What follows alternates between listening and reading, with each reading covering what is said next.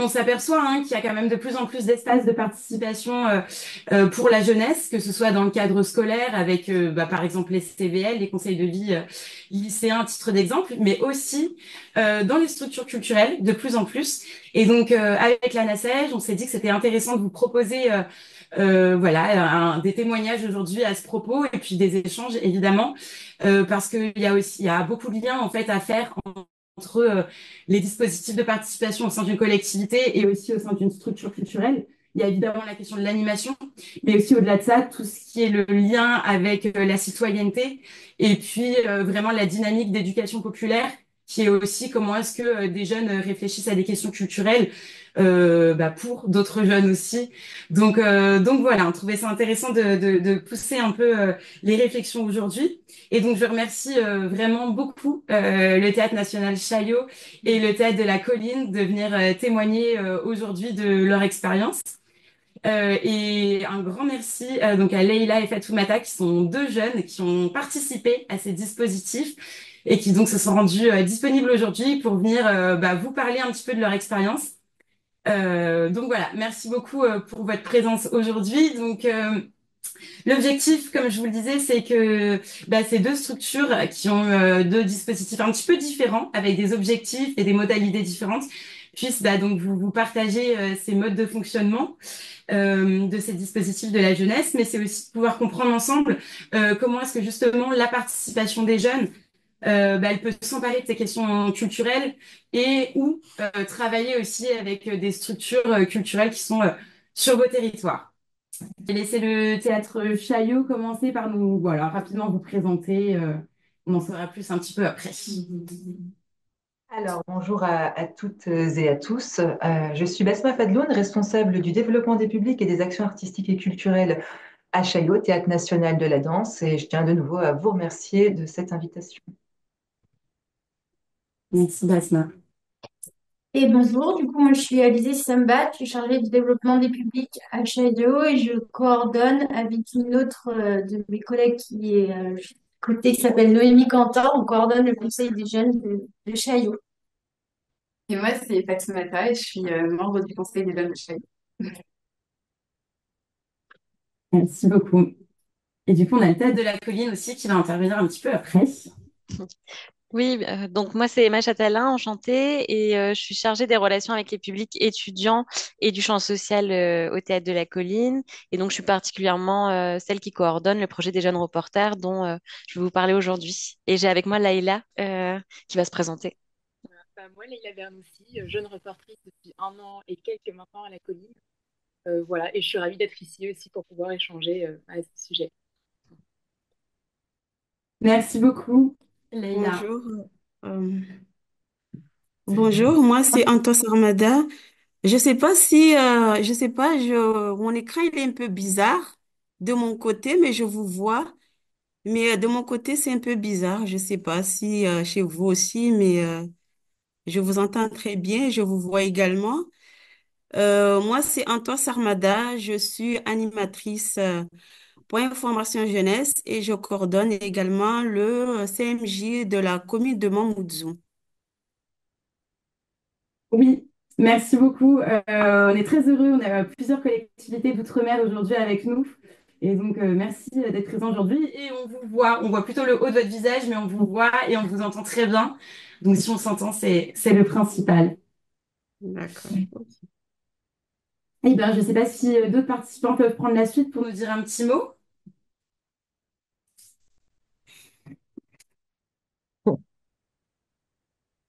Je vais désigner alors.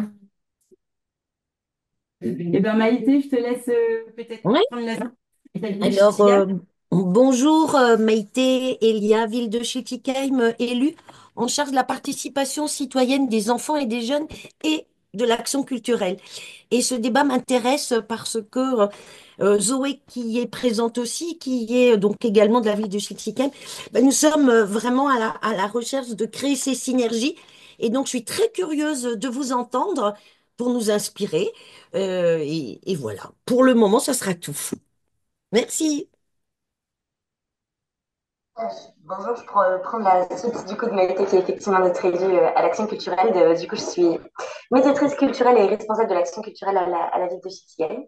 Moi, j'ai eu l'invitation par notre service enfance jeunesse par Joël Gerbert, qui pensait que c'était intéressant d'avoir des synergies. C'est vrai qu'on bosse beaucoup avec le service enfance jeunesse, puis avec tous les enfants à la ville en médiation. Et du coup, ça m'intéresse beaucoup d'avoir des retours, et notamment sur des jeunes et des enfants un peu plus âgés que les élémentaires, pour voir ce qui est possible de faire et de monter voilà, comme projet participatif avec notre saison culturelle. Voilà. Merci. Est-ce que Bonjour, d'autres... Ouais, on vous écoute. bonjour. Donc, Laïmi Ati, donc élue déléguée à la jeunesse à la ville du Diamant en Martinique.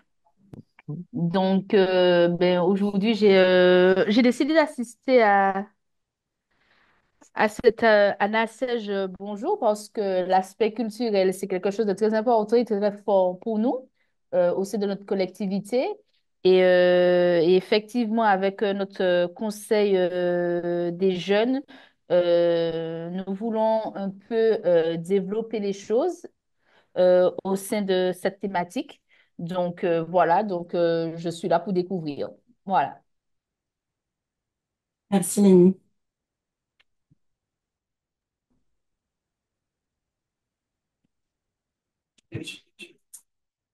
Est-ce que d'autres personnes veulent prendre la suite? Je sais qu'on a la commune d'Échirolles avec nous aussi aujourd'hui.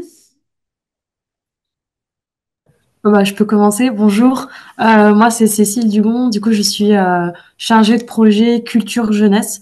Donc, je travaille au sein du service culture de la ville d'Échirolles, mais du coup en lien avec la direction jeunesse. Et on est sur des projets plus larges que de la culture, qui est sur la participation jeunesse, sur la question sur la démocratie. Mais du coup, moi, j'ai l'entrée culture. Et du coup, j'ai aussi passé le mot à ma collègue du coup, Josepha Gardo, qui est là aussi pour représenter la rampe. Et voilà. Et en fait, je viens aussi pour des idées. On est sur l'organisation des rencontres de la jeunesse comme des assises dans 2 ans. Et du coup, ce serait avoir des retours d'expérience aussi sur les types de participation, d'ambassadeurs de la culture. Voilà, c'est tout. Très bien. Merci beaucoup. On peut peut-être laisser... Le relais. Donc, je suis Josepha Gallardo, je suis la directrice de la Rampe, qui est une scène conventionnée danse et musique sur Échirolles. Et il y a également Lisa Urien, qui est responsable des relations publiques et de la communication chez nous. Et effectivement, Cécile nous a envoyé cette information.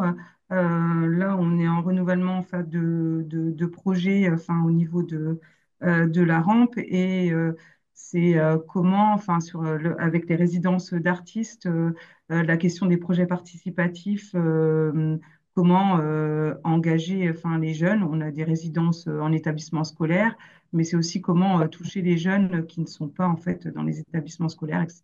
Comment réussir à mobiliser.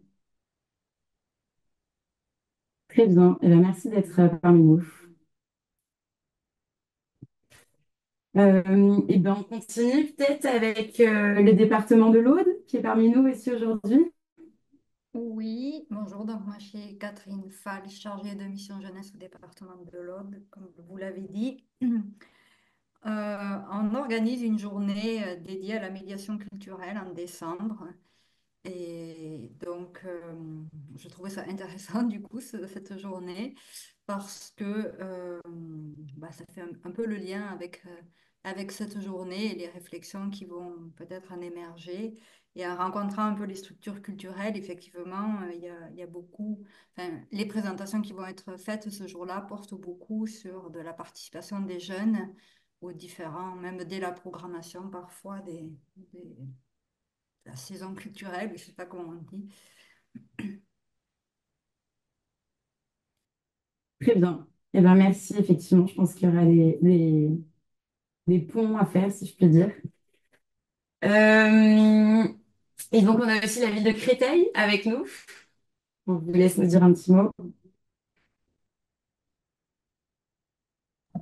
Oui, bonjour, je suis Azélise Beto, de la ville de Créteil, je suis animatrice du Conseil des adolescents. Je viens par curiosité du thème, mais aussi le format Anastasia Bonjour que je connais pas encore. Voilà. Très bien. Bienvenue du coup à ce premier Anastasia Bonjour. Et puis donc on a aussi deux autres départements avec nous. On a la Savoie notamment. Oui, bonjour. Donc, je suis Guillaume Magnin, donc je suis conseiller jeunesse au département de la Savoie. Voilà, donc sur le département de la Savoie, on coordonne le conseil départemental jeunesse en tant qu'instance participative. Et puis là, nous, notre présence, c'est aussi, on est en train de travailler avec le service culture du département, donc avec nos collègues, sur une sorte de parcours culturel 2025 qu'on souhaiterait proposer à l'ensemble des pros jeunesse du département, animateurs, coordinateurs, des structures qu'on accompagne sur tout le département de la Savoie. Donc là, on est vraiment au tout début de ce parcours, de ce travail qui nous attend sur 2025. Donc là, notre présence aujourd'hui, c'est venir prendre aussi les bonnes informations, les bonnes idées que vous allez pouvoir nous partager. Super, bah merci. J'espère que ce sera enrichissant.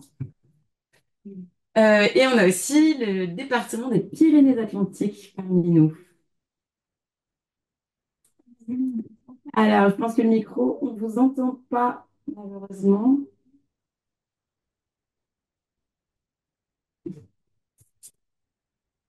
Non plus.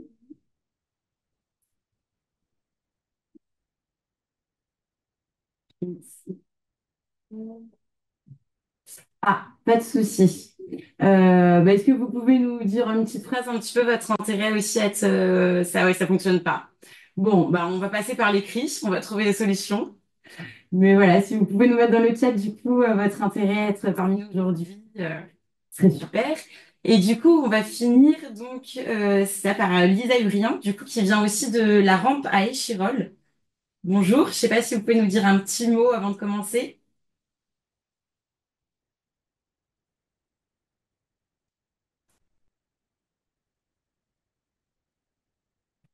Alors, c'est peut-être aussi un micro qui ne fonctionne pas. Bon, bah, je vous propose qu'on commence, mais n'hésitez pas, voilà, à Excusez-moi, écrire. je me suis pas présentée. Je me Excusez-moi, présente oui, peut-être. pardon, Euh, excusez-moi, je voulais Pas vous de garder en problème. dernier parce que c'était intéressant aussi que vous soyez là aujourd'hui. Donc, on a aussi le musée Non, Carnavalet. non, il n'y a pas de souci. Je me permets juste, comme tout le monde s'est présenté, je me dis que c'est Bien bien sûr. si. Voilà. Non, mais du coup, je travaille pour le musée Carnavalet. Je suis responsable de projet accessibilité, champ social, jeunes adultes et participatif au sein du musée. Musée Carnavalet, pour ceux qui connaîtraient pas, c'est le musée de l'histoire de Paris. Et on présente vraiment toute l'histoire de Paris, de la préhistoire à nos jours, à travers nos collections. C'est un musée qui est situé dans le centre de Paris. Voilà, et on est là aujourd'hui parce qu'on a un projet justement de créer un comité d'usagers jeunes et à cet effet, on a pris contact avec la NACEJ. Voilà, et donc je suis là aujourd'hui pour du partage de bonnes pratiques et s'inspirer aussi comme tout le monde. Voilà. Super, bah, merci, merci d'être parmi nous aujourd'hui.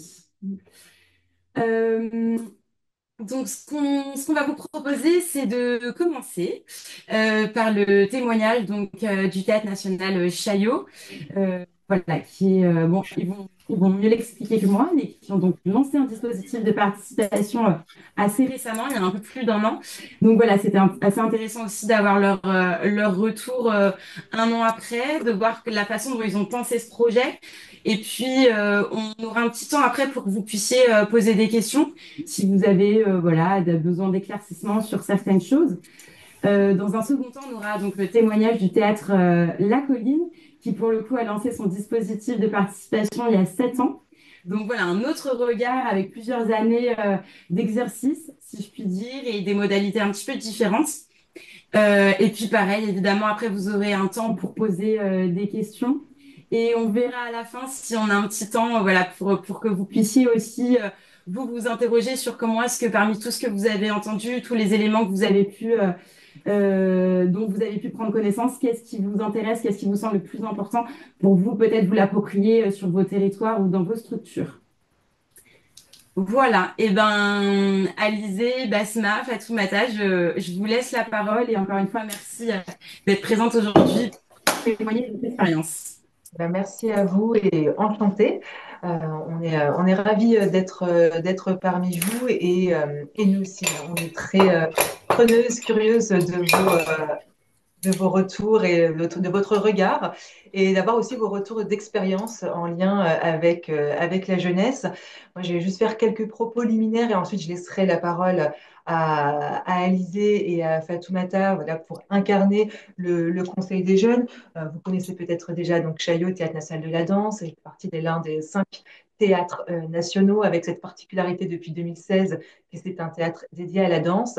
Et depuis 2021, avec l'arrivée à la présidence et à la direction générale de Rachidou Ramdan, il y a eu un vrai enjeu, une priorité qui est donnée à la jeunesse. Et Rachid portait vraiment ce projet d'un théâtre des diversités et de l'hospitalité. Donc, on sait que la danse est partout, que c'est un matériel assez simple, voilà, que ce soit, on le voit voilà, dans la pratique amateur, c'est très bien à la fête, sur les réseaux sociaux, etc. Mais comment, si on part de cette pratique, comment on arrive, voilà, justement à appréhender toute cette diversité des pratiques et de faire le lien avec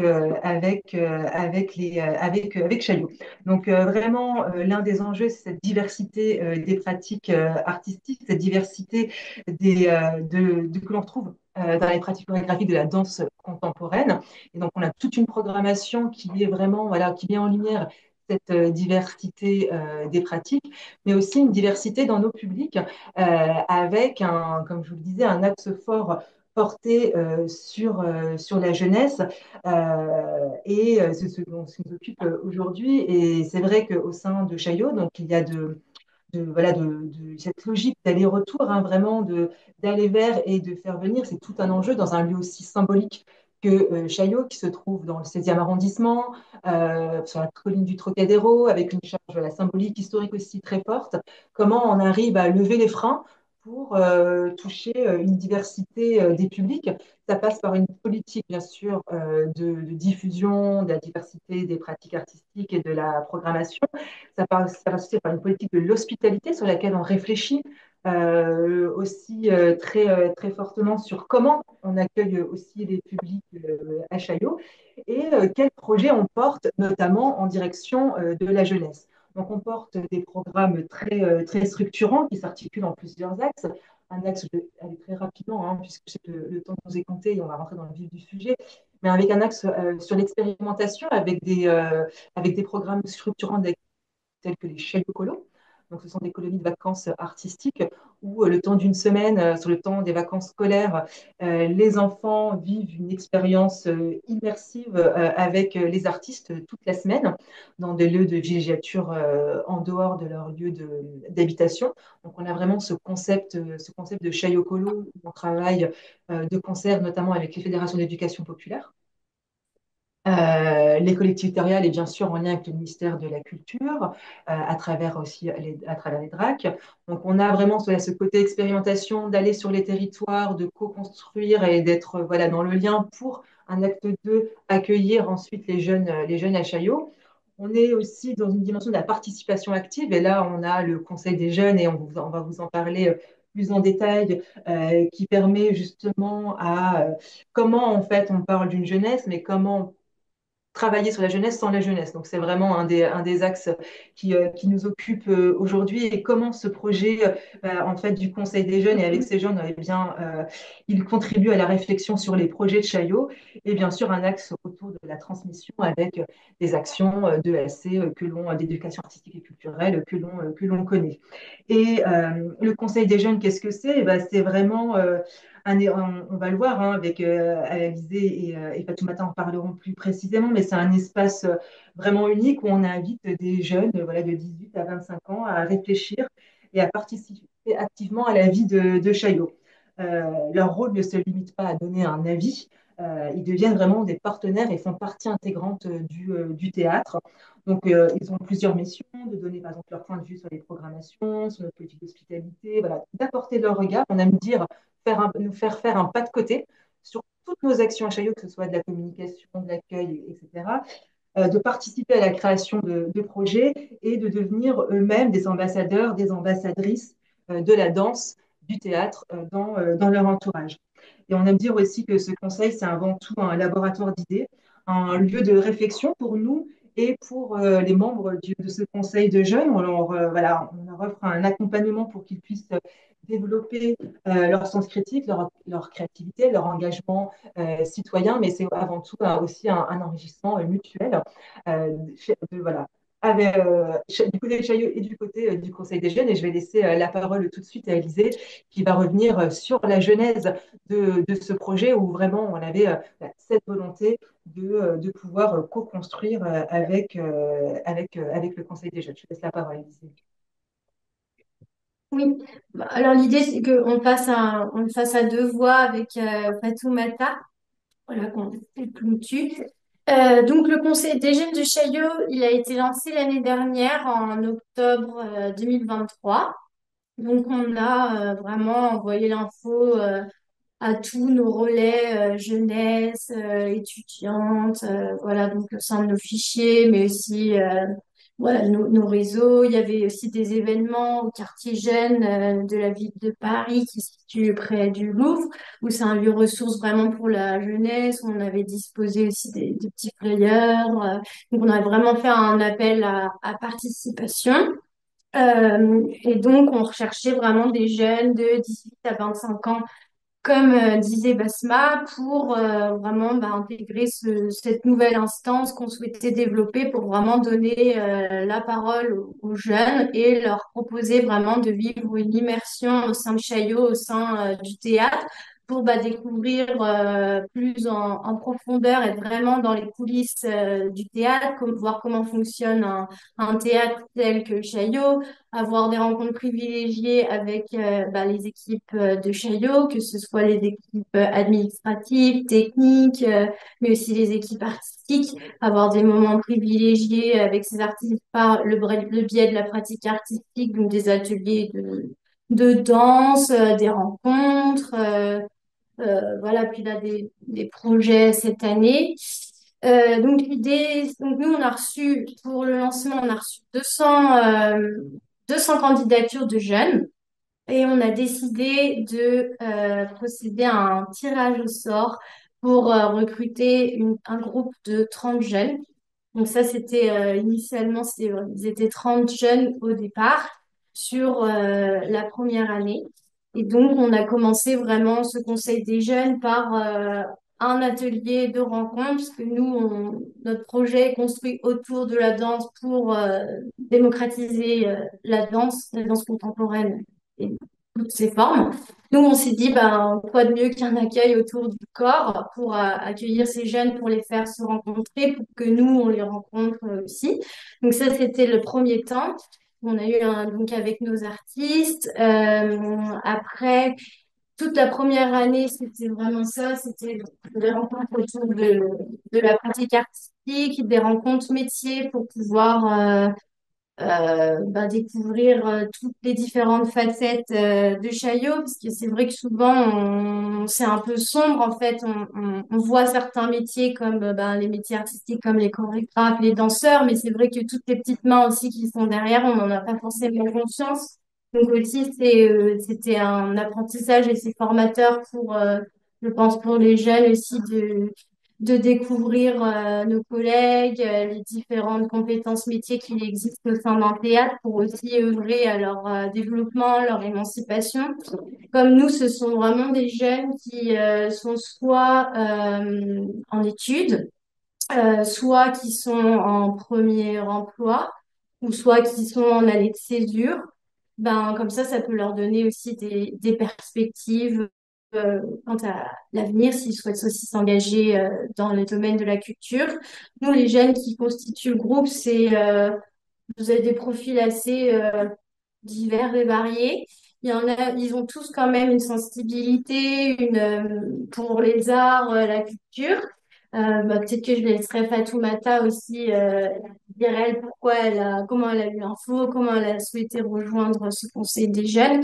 Mais c'était déjà des jeunes qui avaient un certain engagement et qui connaissaient quand même de près ou de loin la danse, soit qui ont une pratique de danseur ou pas, ou juste qui apprécient, ou simplement qui étaient curieux et qui voulaient vraiment rejoindre une expérience collective avec d'autres jeunes et pouvoir participer, échanger, proposer des projets.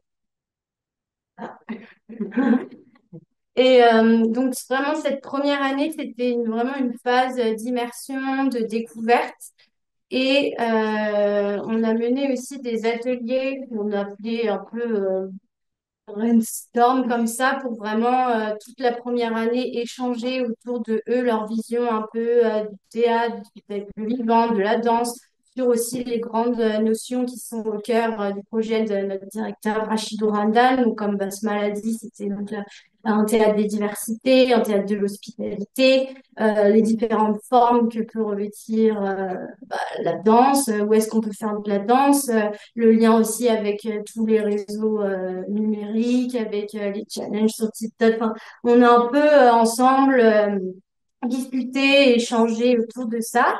Et de nos discussions, de nos rencontres ont aussi émergé leurs idées, qui étaient donc de travailler autour de différents projets, qui sont donc la création d'un podcast, la création aussi, la participation aussi à construire un événement au sein d'un de nos événements à Chaillot. Et on peut aussi avoir un peu Un nouveau regard sur la communication de Chaillot de manière générale. Ouais, voilà, et peut-être aussi être dans l'action aussi, et être un peu comme des petits reporters pour commenter, documenter avec leur regard nos événements aussi à Chaillot. Donc ça, c'est vraiment à l'issue de la première année où en fait, comme on se rend compte que 1 à 2 fois par mois, finalement, c'est assez peu quand on est un groupe aussi nombreux et qui peut pas être là non plus à toutes les séances pour se connaître. Ça prend vraiment beaucoup de temps.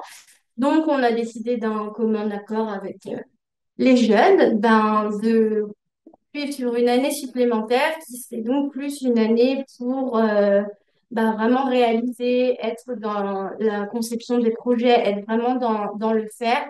Et donc là, moi, je considère avoir accompagné. Bien sûr, je reste là en backup pour les orienter sur des spectacles, faciliter leur venue aussi au spectacle. Mais maintenant, je les laisse plus en autonomie. Et maintenant, on se rend compte cette année vraiment pour parler de ces 3 projets qu'on nous a cités. Donc, ce qui est le projet du podcast, de l'événement et autour de la com, pour que vraiment eux, en sous-groupe, en fait, ils se concertent et proposent des actions à mettre en œuvre, à mettre en place. Et donc, pour ça aussi, ils vont participer à nous, nos réunions aussi avec nos différentes équipes pour vraiment être au cœur du montage d'un projet au sein d'un théâtre comme Chaillot. Ouais. Peut-être pour revenir sur comment j'ai connu Chaillot, comment la communication m'est parvenue. Moi, je fais partie du conseil parisien de la jeunesse. Et donc, du coup, on est 100 jeunes et l'un des jeunes, justement, a eu vent de cette création de ce conseil des jeunes. Et donc, il l'a fait partager sur notre groupe WhatsApp. Et comme moi, c'est quelque chose, la culture, c'est quelque chose qui m'intéresse. Quand j'étais à l'école, je pratiquais beaucoup de théâtre, de danse. Et c'est quelque chose qui vraiment me porte. Du coup, je me suis inscrite. Et j'étais tirée au sort et j'étais très contente. Et donc l'idée, enfin moi je ne connaissais pas Chaillot. Enfin, je voyais juste de passage parce que moi je voulais voir la Tour Eiffel, pas forcément Chaillot. Et, euh, et ça m'a vraiment permis de comprendre ce que c'était qu'un théâtre national, les enjeux du théâtre national, comment ça s'organise, enfin, qu'est-ce qui motive les artistes à venir à Chaillot, mais qu'est-ce qui motive Chaillot à faire venir ces artistes, découvrir des métiers dont j'avais pas conscience, euh, découvrir des pratiques artistiques. Enfin, vraiment, c'était la première année, c'était vraiment la phase de découverte pour à peu près tout le monde. Il y en a qui connaissaient Chaillot déjà de base et qui étaient euh, assez familiers avec bah, les Chaillot Expérience, les Chaillot Colo, les choses comme ça, mais la plupart, on ne connaissait pas Chaillot, on était très enthousiastes justement à l'idée de découvrir bah, ce que Chaillot proposait, les spectacles, comment aussi Chaillot communiquait envers les jeunes.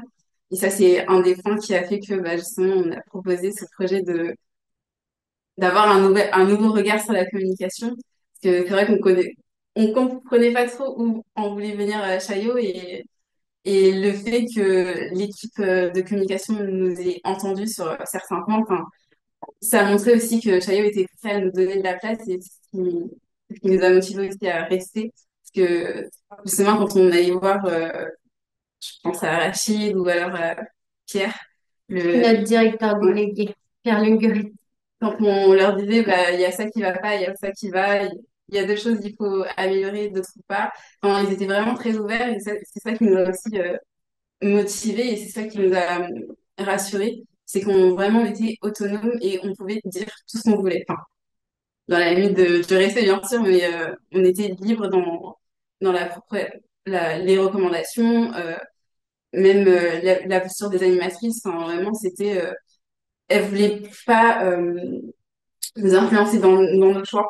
Justement, c'était, sentez-vous libre de dire ce que vous voulez et sentez-vous libre de faire ce que vous voulez. Vous avez tant d'actions à faire.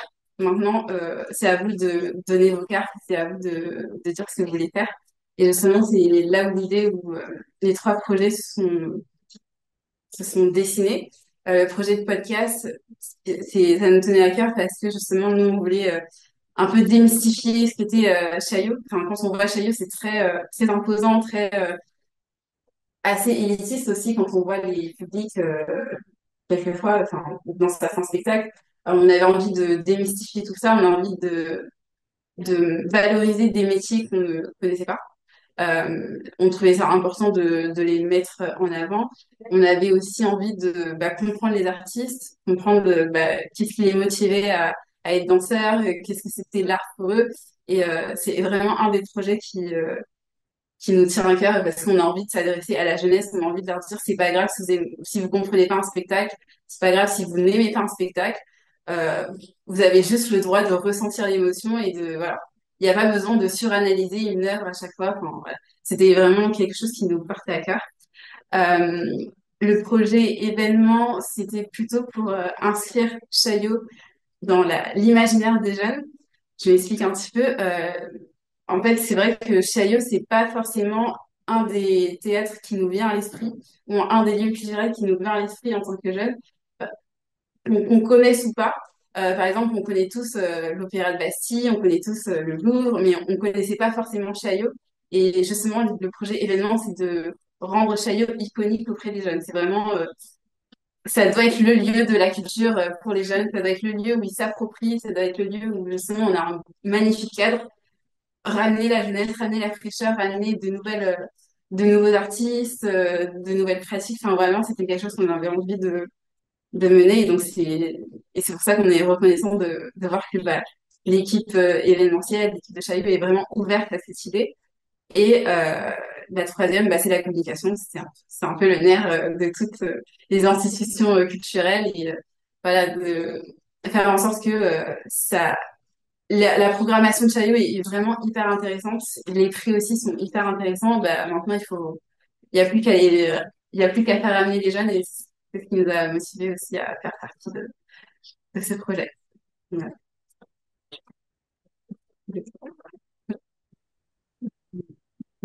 Eh bien, merci beaucoup. Je ne sais pas si vous aviez d'autres choses que vous souhaitiez ajouter, Alizé et Fatoumata. Bah, dire que ben nous pour mener aussi tous ces projets ben on s'appuie évidemment sur nos artistes avec qui on est en projet. Donc pour le podcast, nous, on a la chance d'avoir comme artiste associé Aurélie Charon, qui est aussi chroniqueuse sur Radio France et qui mène elle-même des projets avec la jeunesse et notamment les jeunes activistes, militants du monde entier. Donc l'idée, c'est qu'elle puisse, avec ses équipes, qui sont tous des jeunes d'ailleurs, qui puissent accompagner le Conseil des jeunes dans l'écriture, la structuration justement de ce podcast. Après, sur l'événement, là, ils ont carte blanche dans le cadre d'un de nos événements Chaillot Expérience, où on en aura un en février sur les liens entre danse et musique pop. Donc là, ils ont un peu aussi carte blanche pour penser à un événement avec que des jeunes artistes émergents en musique, en pop musique et aussi croisement, à faire le croisement avec la danse. Voilà. Et puis après, sur la com, ce sera vraiment sur leur regard, ça va être créé. Et puis tous ces trois petits groupes, en fait, collaborent les uns les autres ensemble. L'idée, c'est qu'ils soient aussi transversales, c'est qu'ils puissent, enfin, moi, que je leur souhaite, c'est vraiment de leur donner l'espace d'expression et les mettre en lien, nous, avec nos équipes pour que eux puissent vraiment œuvrer, quoi, et puis avoir aussi cette satisfaction d'avoir pu ensemble monter des projets et d'avoir transmis, en fait, au sein pour différents publics, et notamment les publics jeunes à Chaillot. Enfin, c'est un peu un but ouais, de, de transmission, mais aussi que eux puissent oui, s'émanciper et avoir un espace d'expression. Ça me paraît important. Eh bien, merci beaucoup. Effectivement, c'est un projet très intéressant. La façon dont vous avez pensé aussi cette phase d'acculturation, voilà, cette phase aussi pour que les jeunes puissent découvrir les différents métiers du théâtre, aussi cette liberté que vous leur avez donnée de pouvoir réagir aussi bien sur le programme que l'accueil, que la communication. Et on sent bien aussi cette place, j'allais dire sincère, je ne sais pas si c'est le bon mot, mais qui a été laissée avec cette possibilité voilà, de participer à des instances décisionnaires avec le directeur, peut-être le directeur des programmes. Et du coup, et voilà, et aussi cette carte blanche que vous leur laissez, c'est voilà, c'est de la participation assez forte. Et merci Fatou Matin, on voit bien votre sourire quand vous en parlez. Et je trouve que ça dit beaucoup. Euh, voilà, je ne vais pas trop en parler, mais je ne sais pas si peut-être des participantes souhaitent réagir, poser des questions, en savoir un petit peu plus, si vous avez besoin de détails, si vous souhaitez réagir, partager un étonnement, voilà. N'hésitez pas à prendre la parole ou lever la main si vous préférez, mais voilà. Moi, j'ai une question. J'ai pas levé la parole, mais j'arrive pas à trouver le bouton là tout de suite. Ça va être C'est un groupe de combien de jeunes et en général, combien de personnes il y a à chaque réunion, s'il vous plaît? Et Alors, merci beaucoup pour la présentation. C'était très intéressant et très complet. merci. Alors, au lancement, ils étaient un groupe de 30. Et après, on a eu un peu de perte sur la seconde année. Maintenant, ils sont plus que 20. Parce qu'il y en a pas mal qui sont partis en fait sur des échanges à l'étranger. Parce qu'il y en a quand même pas mal qui sont encore en études. Il y en a qui étaient trop pris aussi sur des mémoires, enfin dans leurs études universitaires, donc c'était un peu compliqué de perdurer. Et après, sur les temps de rendez-vous, de rencontres, vraiment, c'est très variable et ça dépend aussi des périodes. Par exemple, l'année dernière, ils ont monté un premier projet lors de notre fête de saison qui avait lieu à peu près en c'était juin 2024. Je sais que entre fin avril, mai, juin, tout ça, c'est pas vraiment des bonnes périodes. Il y avait beaucoup moins de monde aussi à nos rendez-vous parce que pour eux, ça correspond à des périodes d'examen ou ce genre de choses. Et c'est vraiment, ça dépend. Après, moi, je trouve que les moments où c'est le plus engageant, ce que j'ai observé, hein, mais tu me corriges, c'était aussi quand il y avait ben, de la pratique artistique, des rencontres avec des artistes. Là, il y avait quand même plus de présence aussi sur des visites aussi et des sorties dans d'autres lieux culturels. L'année dernière, on était allé faire des ateliers découvertes de différents styles de danse dans le cadre des danses partagées au Centre national de la danse. Ben, voilà, on fait des rencontres comme ça. Et donc ça, ben, je sais pas, et sur des rencontres métiers, parfois, ils étaient, je sais pas, 5, et d'autres fois, vous étiez 20, 25, quoi, ça, c'était variable, quoi. Et sur les temps de spectacle aussi, il y avait plus de monde. Merci beaucoup. Oui, je voulais juste dire, après, je pense que c'est bien d'avoir un petit noyau. Enfin, 20 personnes, je trouve que c'est assez parce que 30, justement, à la première année, je ne connaissais toujours pas les noms de certains de mes camarades parce que justement, on se rencontrait qu'une à deux fois par mois. Et donc, c'est bien d'avoir un petit noyau, justement. Et même si on n'est pas beaucoup, on est sûr qu'au moins, il y a une dizaine de personnes. Enfin, je sais que dans le groupe, on est au moins 10 à être quasi présents à chaque fois. Donc, c'est un bon moyen enfin, pour moi, c'est un bon. Ouais, c'est vrai. Oui, comme vous pouvez voilà, l'avez entendu, on est en phase d'expérimentation. Donc vraiment, on ajuste au fur et à mesure sur toutes les problématiques rencontrées voilà, lors de cette première année, justement en immersion. Donc la question aussi du nombre de participants avec voilà, on voit très bien ce noyau dur qui est là, constant, et qui insuffle une dynamique. Ça nous aussi, voilà, ça nous fait nous poser beaucoup de questions notamment voilà, le nombre de participants, sur la bonne moyenne, sur la perdition, sur les trajectoires de chacun, sur les calendriers. Donc voilà, on ajuste au fur et à mesure de notre expérience. Et c'est pour ça que cette année 2 aussi est très précieuse pour nous, pour travailler avec les membres du Conseil des jeunes. Et après, moi, ce que je veux juste compléter, c'est que j'essaie d'être aussi relax. Enfin, s'ils sont pas là, rendez-vous, moi, c'est pas grave. Je sais qu'ils ont aussi leur emploi du temps, leurs engagements. Et je me base vraiment sur la confiance. Et je pense que ça fonctionne. Ouais. Oui. Et moi, j'ai deux questions par rapport au public. Donc, première question, c'est pourquoi 18-25 ans? Voilà, pourquoi cette tranche d'âge qui a été ciblée? Et puis la deuxième, ça rejoint la première, c'est là sur le groupe d'une vingtaine, 10 là de manière assez régulière. C'est finalement quel âge est le plus représentatif, on va dire, sur ce groupe-là, le plus représenté. Parce que entre 18 et 25 ans, il y a quand même un sacré gap. Voilà, et du coup, voilà. Moi, je laisserai Alizée compléter sur la tranche d'âge la plus représentative. Et c'est vrai que cette idée de choisir cette tranche d'âge 18-25 ans, c'était aussi en fait de co-construire avec un public qui était déjà majeur, en fait, qui avait déjà voilà, ces possibilités de sortie, d'émancipation, de vie, de début de vie de jeunes adultes que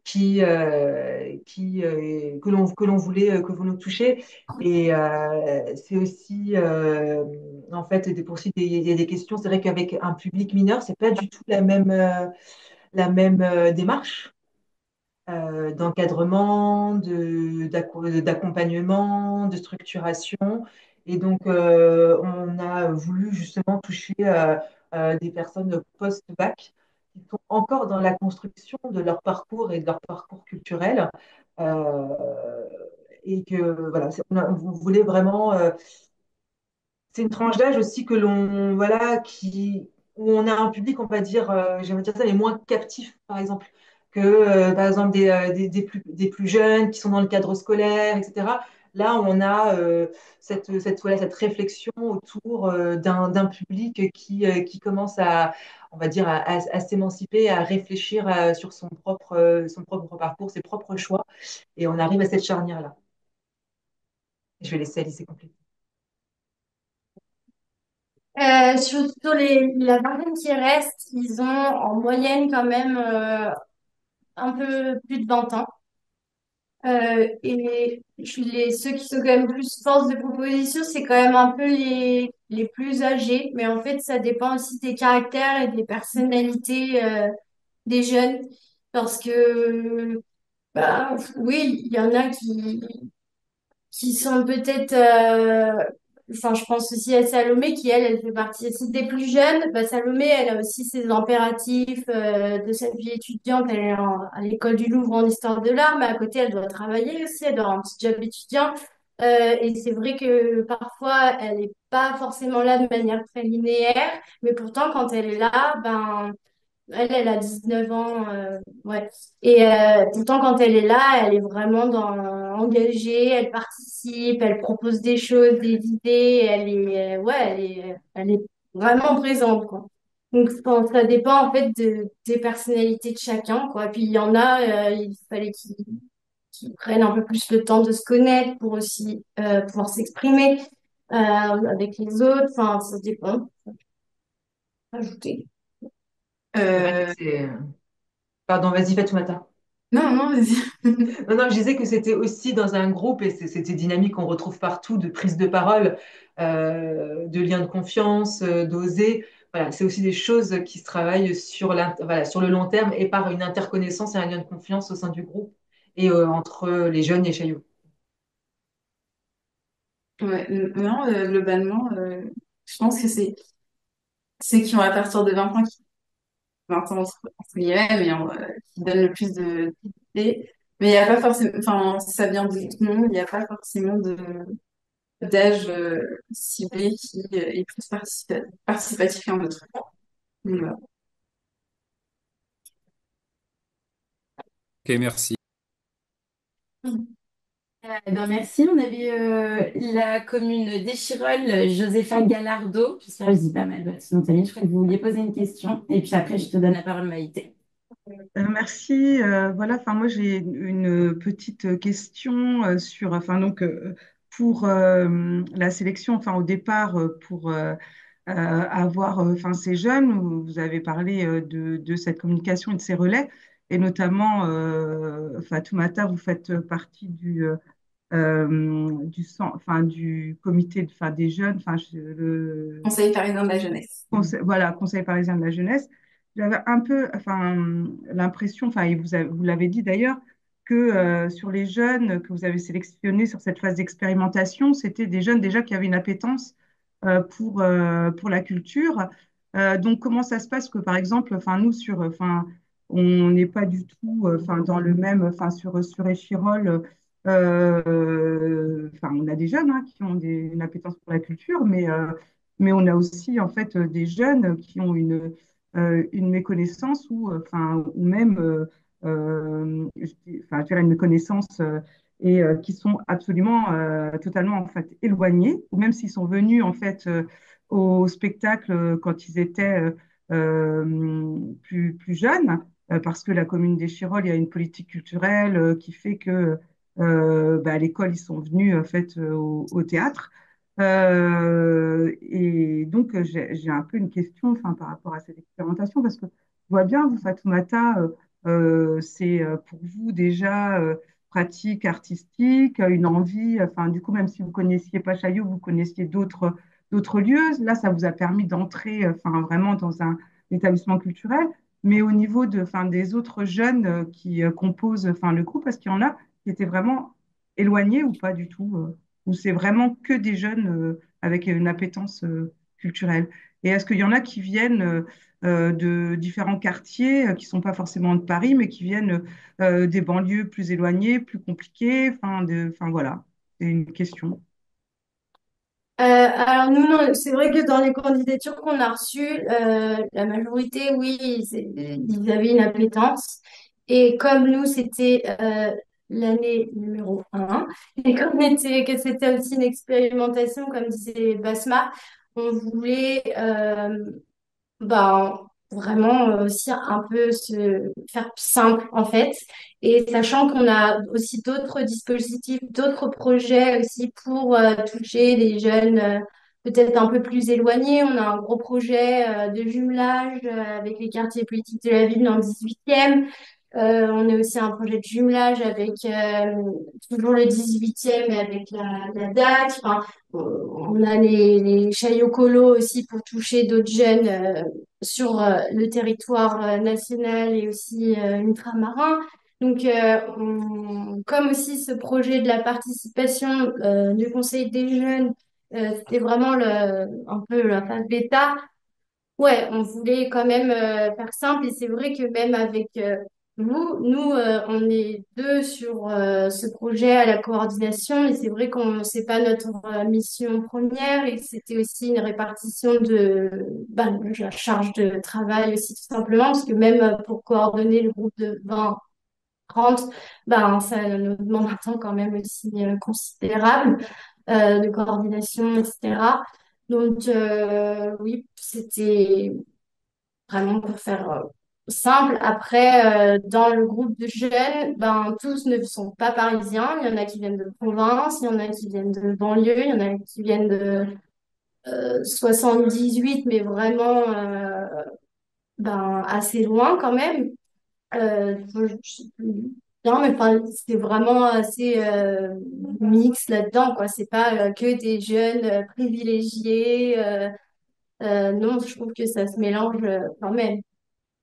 Oui, et juste j'ajouterais petit ajout et merci pour votre question parce que c'est aussi voilà, des questions qu'on se pose aussi sur la composition du conseil des jeunes. Et comme le disait Alizé, pour cette année, cette première année d'expérimentation, voilà, on a travaillé avec des personnes relais que l'on connaissait déjà, mais on réfléchit justement voilà, pour ouvrir après ces années d'expérimentation, de plus ouvrir via différents réseaux à un public diversifié. C'est quelque chose voilà, sur lesquels on réfléchit pour les prochaines années.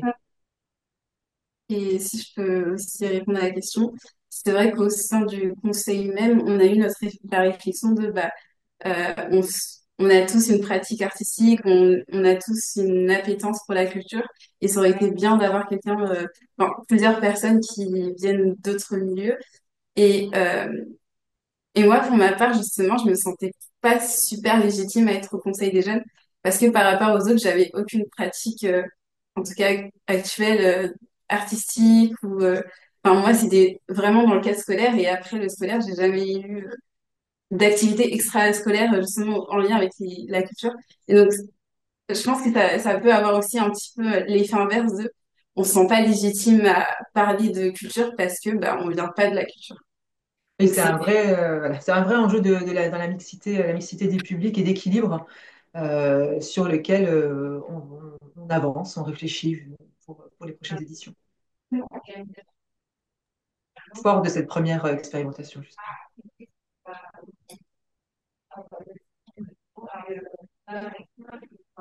Eh bien, merci beaucoup pour cette question. Et puis, je crois que Maïté et Elia, du coup, a voulu. Oui. Oui. Alors en fait, au-delà des synergies, là apparaît déjà dans ce que nous a donné à entendre Basma, Lisa et Fatoumata, en fait des similitudes avec les conseils des jeunes hors culture. C'est-à-dire, il a été dit que c'était pour apporter un regard, c'était pour être des ambassadeurs, c'était pour être un laboratoire d'idées. Et quand Fatoumata dit, bah ouais, mais donner de la place, bah, ça m'a donné envie de rester. Je pense qu'il y a là quelque chose de l'ordre de la sincérité. Je crois que le mot a été employé je te donne quelque chose, ouais, mais je sais que j'ai ma place, donc je sais que je peux te faire confiance. Et je remercie Josépha de la question des publics parce que c'est vraiment celle-ci qui m'intéressait. Parce qu'on sait quand même que accéder à la culture, fréquenter des lieux institutionnels de surcroît comme celui de Chaillot, ben, c'est pas donné à tout le monde. Et on n'y arrive pas comme ça. On y arrive. Oui, alors Fatoumata, vous l'avez dit, vous avez été au théâtre quand vous étiez petite. Tous les enfants, je pense, de nos communes ont été au théâtre quand ils étaient petits, ou au cinéma, ou ont profité d'actions culturelles. Ouais, mais quid après? Comment est-ce que, et vous l'avez dit, Basma, mais comment ce public éloigné, puis qui se dit, ah non, mais c'est pas pour moi, hein. J'ai pas les codes, je comprends pas, hein. Et c'était sympa aussi ce que vous avez dit, Fatoumata, bah ouais, on peut aller au spectacle, puis ne rien y comprendre, mais juste ressentir quelque chose. Mais on le dit quand et où à des gamins pour que demain, ils puissent aller. Nous, à Strasbourg, on a le TNS formidable avec Caroline Nguyen aujourd'hui. Mais moi, je vais au spectacle, je vois pas de jeunes, quoi. Enfin, pas beaucoup. Et Et donc, il y avait une question qui m'intéressait, mais vous avez un peu répondu à Chayo Kolo. Alors ça, j'aimerais bien savoir. Chayo Kolo, c'est quel gamin ou quel jeune qui part en colo pendant une semaine? J'imagine pour découvrir tout, peut-être, les mécanismes, l'antre du spectacle vivant. Donc, voilà, ça, mais en 2 minutes, parce que, voilà. oui, bien sûr. Merci. Justement, merci à vous de votre question et sur ce que disait aussi Élisée, voilà, sur les projets structurants, c'est comment on s'adresse à une diversité des publics, comment on lève les freins. C'est voilà, tout l'établissement public, l'établissement culturel travaille sur ces questions-là. Et c'est vrai que voilà, on porte, comme le disait Élisée, des projets structurants en fait, en essayant d'agir sur tous les temps de vie des enfants et des jeunes pour qu'ils puissent croiser un maximum de fois qu'ils puissent avoir accès à la vie, à la pratique artistique et culturelle pour que justement petit à petit ils puissent construire leur parcours culturel en toute autonomie. Donc il faut qu'ils aient un peu le choix et notamment qu'ils rencontrent de la danse. Et donc comment? Eh bien c'est par justement, on parlait de cette logique d'aller vers et de faire venir cette logique d'aller-retour en allant en fait vers les publics en co-construisant avec les professionnels qui travaillent au plus près, c'est qui connaissent leurs besoins, leurs problématiques, la réalité des territoires aussi. Donc on a vraiment une politique en hors les murs par notamment ces chayocolos. Donc très vite, hein, c'est des colonies de vacances artistiques. Là, on travaille avec les fédérations d'éducation populaire, donc on n'a rien inventé. Hein, c'est vraiment des méthodes voilà, de l'éducation populaire. Et en fait, où ces enfants, en fait, voilà, d'un centre de loisirs, d'un membre de la fédération d'éducation populaire, vont vivre pendant une semaine cette expérience artistique. Ça va alterner entre des temps de pratique artistique et des temps ludiques, parce que c'est aussi les vacances dans un lieu donné. Un centre de vacances, par exemple, qui va se trouver, je ne sais pas, dans un territoire rural où on va avoir un patrimoine naturel. Donc, on va avoir un programme artistique qui est déjà défini et qui est toujours en cours de renouvellement. Et comment ce programme artistique va être adapté au lieu d'implantation de la Chaillot-Colo. Par exemple, voilà, si on est sur une thématique Chaillot-Colo avec plus en lien avec le patrimoine immatériel, la nature, comment on va adapter le programme choisi. On a une entrée pluridisciplinaire. C'est vraiment aussi quelque chose qui, pour nous, est important. C'est-à-dire comment on va aussi vers la danse à travers aussi comment, le théâtre, le chant, la prise de parole. Ça peut être vraiment aussi ces différentes portes d'entrée. Et cette vie en communauté, en fait, ça permet de créer vraiment, comme je dis, une communauté en fait, où on apprend le vivre ensemble, la citoyenneté puisqu'en fait, les artistes des jeunes dînent avec les enfants, dorment sur place. Donc, on a vraiment une communauté, hein, une vie citoyenne qui se construit et qui est un lien très fort. C'est vraiment quelque chose pour nous qui est très important, un lien entre les jeunes et les encadrants, les jeunes et les artistes et les encadrants. Et voilà comment on arrive à faire sens. Et l'idée, c'est aussi qu'après ces Chayokolo, qu'est-ce qui se passe? Je vais très, très vite, hein, c'est que aussi pour nous, c'est qu'une fois qu'il y a une Chayokolo, il y a des choses qui continuent à se passer. C'est pour ça qu'on travaille en lien avec les DRAC, les collectivités territoriales et tous les acteurs du territoire pour que la Chayokolo soit un point de départ, un milieu de parcours, une arrivée, quelque chose, mais que ça s'inscrive dans une continuité. Voilà. On fait ça à notre échelle et avec bien sûr une priorité qui est donnée au territoire quartier politique de la ville, territoires ruraux et territoires ultramarins. Ben, merci. Voilà, très rapidement. Je ne sais pas si c'était clair. Eh bien, merci beaucoup. Je vois pas forcément d'autres mains levées, mais n'hésitez pas à vous exprimer. Mais de toute façon, il y aura aussi un autre temps de questions. Donc, si vous voulez revenir sur des choses qui ont été exprimées là, n'hésitez pas. Et merci Basma, parce qu'effectivement, ça a fait un lien, une transition, voilà, toute trouvée, puisque maintenant, on va vous présenter, donc, c'est plutôt Emma et Leïla qui vont vous présenter donc les dispositifs de participation des jeunes du Théâtre de la Colline. Donc là, on est plutôt sur le théâtre et l'art contemporain, mais elles vont vous expliquer ça mieux que moi. Et donc voilà, un autre dispositif avec une autre façon de faire, mais on retrouve toujours justement cette réflexion autour de l'expérience culturelle, de la culture comme vecteur de la citoyenneté, voilà, de ces réflexions, de comment est-ce qu'on fait commun. Donc voilà, je pense que ça sera tout aussi très intéressant. Donc merci à Emma et Leïla d'être aujourd'hui et puis bah, je vous laisse la parole. Merci beaucoup. Je vais commencer aussi par une petite présentation du Théâtre de la Colline avant de vous parler plus spécifiquement du projet des jeunes reporters qu'on a mis en place. Nous, de la même manière que Chaillot, on est un théâtre national dont la mission est d'être dédié aux écritures contemporaines.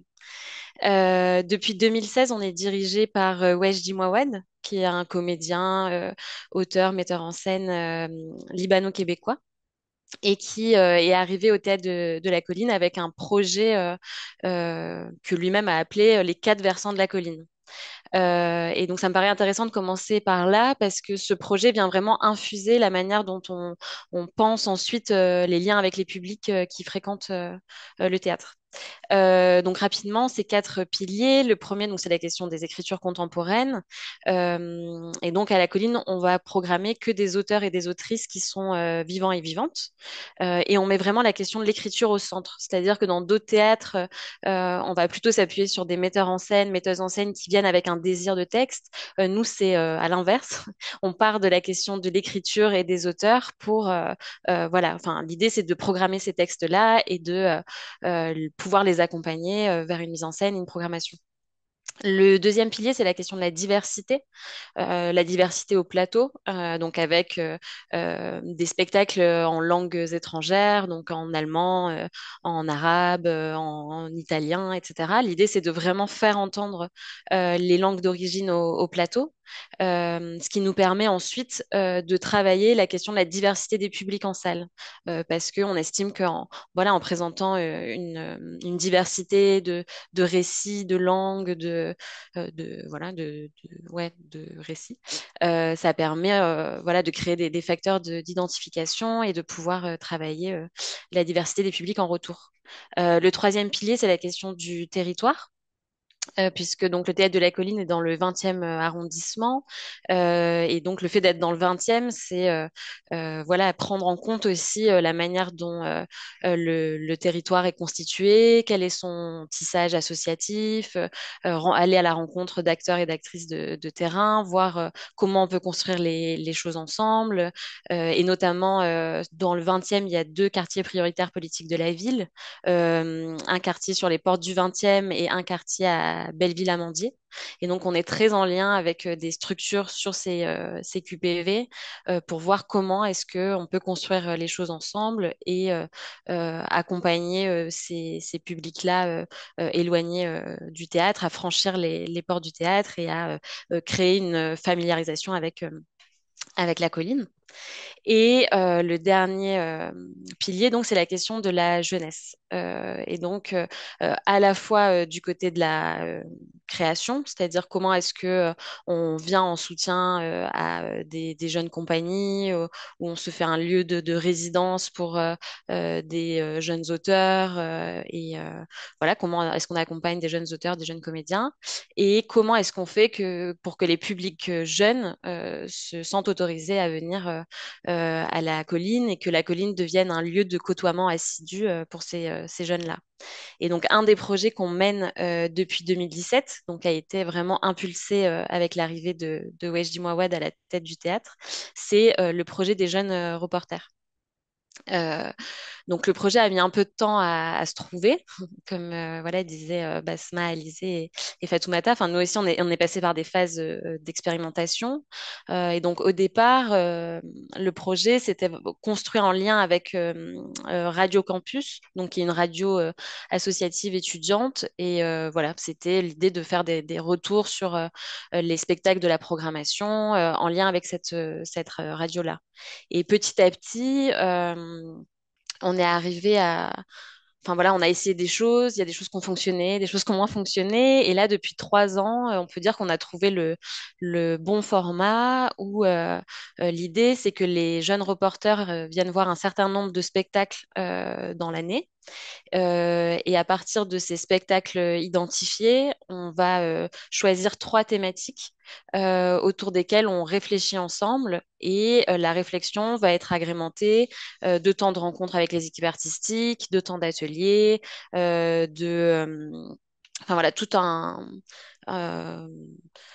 tout un ensemble de rencontres qui permet vraiment de se questionner sur des sujets qui sont des sujets d'actualité. Parce que comme notre spécificité, c'est les écritures contemporaines, ça permet de mieux appréhender ce qui se passe dans le monde dans lequel on est et donc voilà, de pouvoir aussi réfléchir avec eux sur des sujets très actuels. On les appelle jeunes reporters parce que l'idée, c'est qu'ils rendent compte de ces expériences à la colline et donc sous la forme qu'ils veulent. Donc, ça peut être des dessins, des podcasts, des écrits, du chant. Voilà. Et l'idée ensuite, c'est que leur production soit relayée à la fois sur nos réseaux sociaux, sur leur réseau aussi à eux, puisqu'ils ont un Instagram Jeune Reporter qui est en lien avec l'Instagram de la colline, et sur un journal de bord qui est sur notre site et alimenté chaque mois pour voilà, raconter un peu la traversée que font ces jeunes avec la colline. Et donc l'idée avec ça, c'est comment est-ce que des jeunes deviennent prescripteurs pour d'autres jeunes. On trouve que nous, bah, dans la manière dont ils rendent compte tout ce qu'ils traversent, il y a quelque chose qui peut davantage parler à d'autres jeunes que notre communication plus globale, qui est une communication plus institutionnelle et plus, voilà, avec un cadrage plus contraint.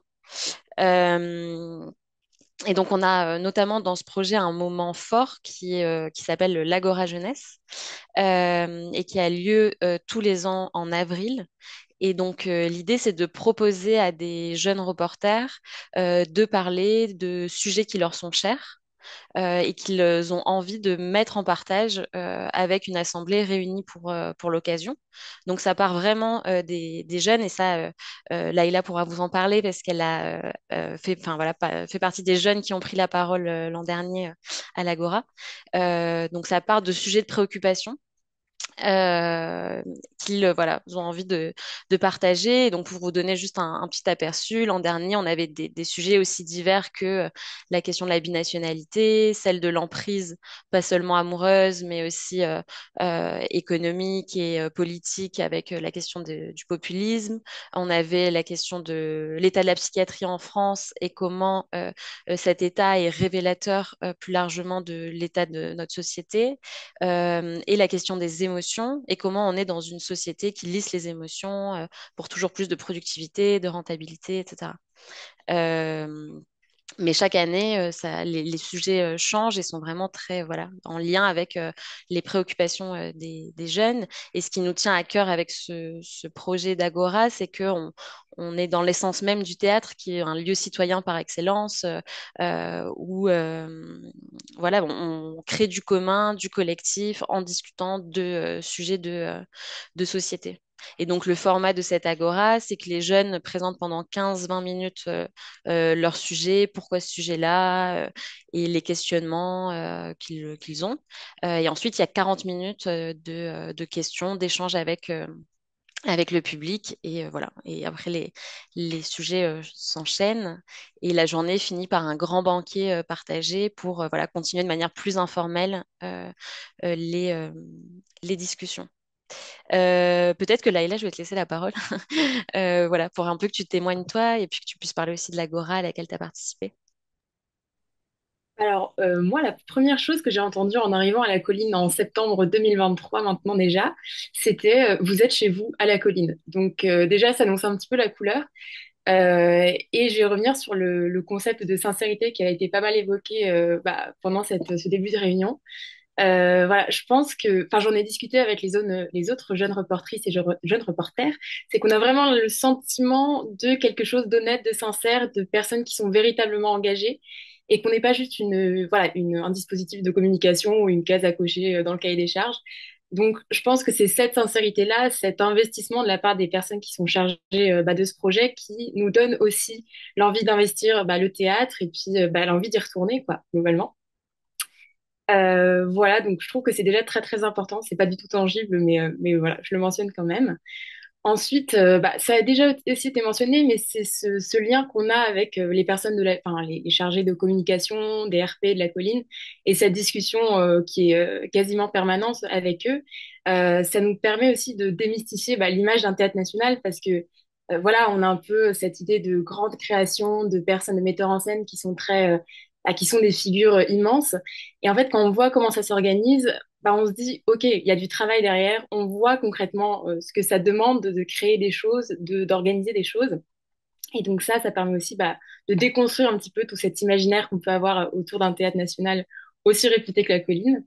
Voilà, et puis de là découle aussi ce sentiment de légitimité qui est pas forcément évident pour toutes les personnes, tous les jeunes reporters, parce que voilà, je sais que dans notre promotion de l'année dernière, on était pas mal à venir du domaine de la culture, ou en tout cas à faire des études dans ce domaine-là, mais il y avait aussi des personnes qui étaient là, écoutez, j'ai découvert ça un petit peu par hasard, je sais pas trop, voilà, je pratique pas de pratique artistique ou autre.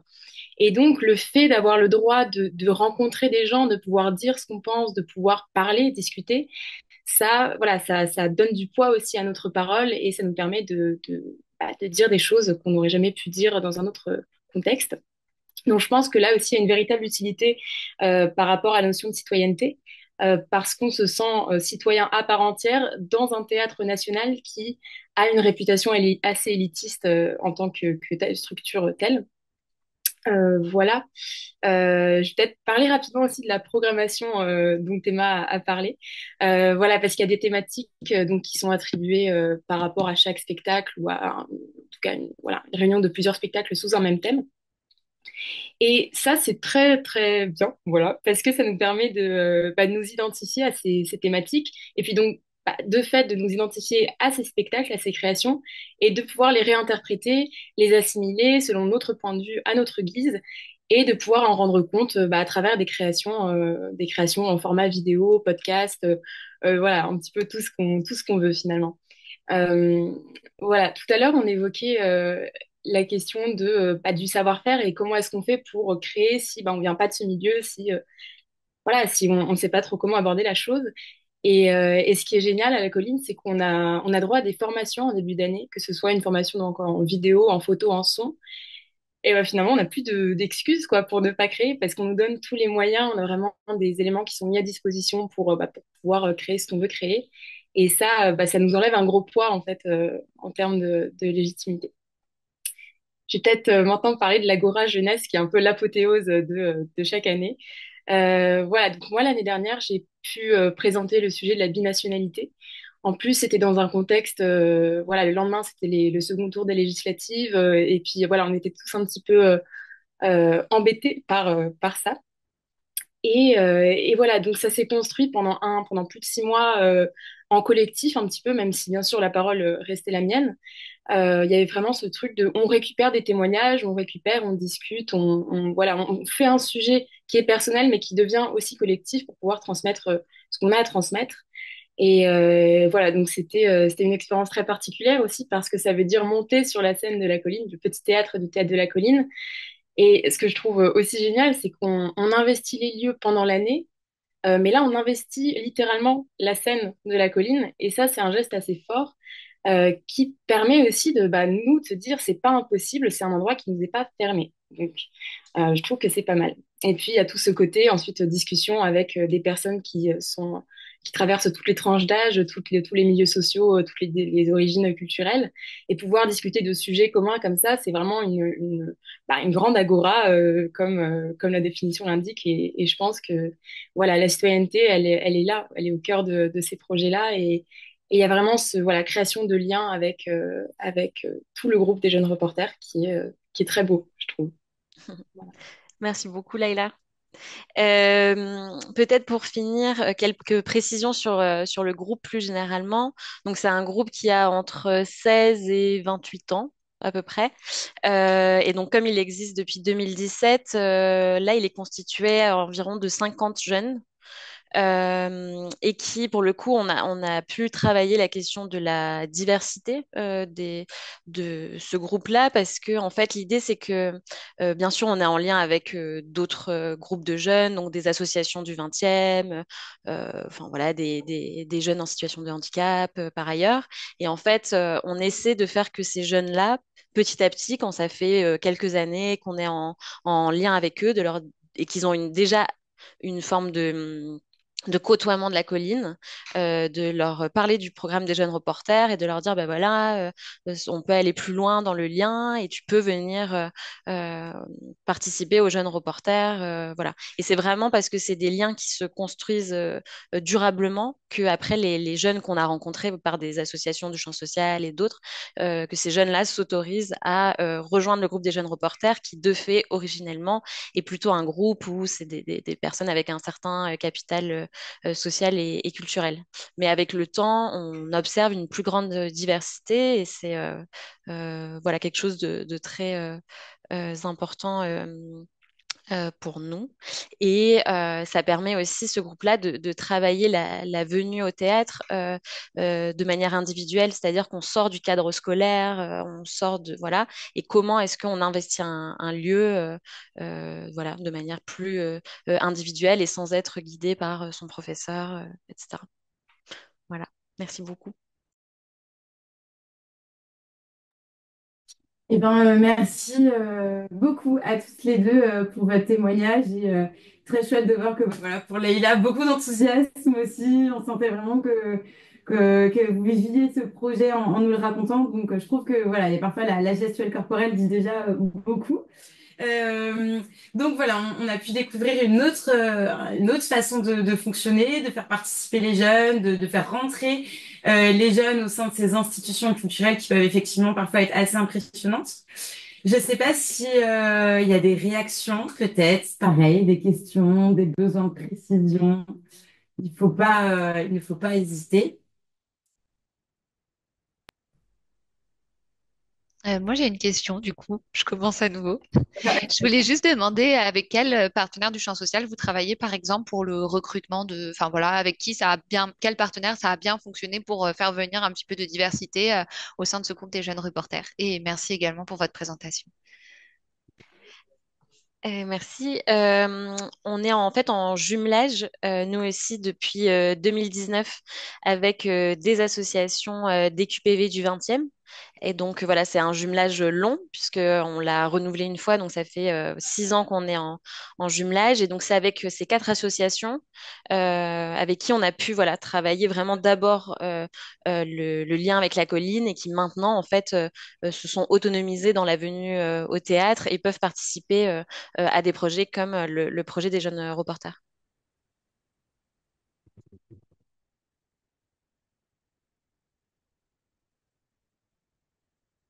Et moi, j'avais une question. Je voulais savoir, pendant l'Agora, du coup, qui se passe annuellement, est-ce que vous avez beaucoup de jeunes? Du coup, est-ce que le fait que ce soit les jeunes qui investissent les lieux, ça fait venir aussi beaucoup de jeunes ou pas forcément? Est-ce que le public est assez mixte, intergénérationnel? Ou voilà, comment ça se passe un petit peu ce temps-là? Est-ce que tu veux répondre, Laïla? Ouais, je peux y aller, allons-y. Bah, j'ai trouvé, enfin moi j'ai fait qu'une seule agora pour l'instant, mais j'ai trouvé que c'était justement très très diversifié et qu'il y avait vraiment, enfin c'était très intéressant aussi de confronter les différents points de vue, même si on n'était pas forcément tous d'accord. Mais globalement, oui, je dirais, Eva, tu me corrigeras si je me trompe, mais je dirais qu'il y avait ouais, entre peut-être 60-70% de jeunes de peut-être 17 à 25-26, et puis après le reste, une catégorie plus senior ou adulte confirmé. Voilà.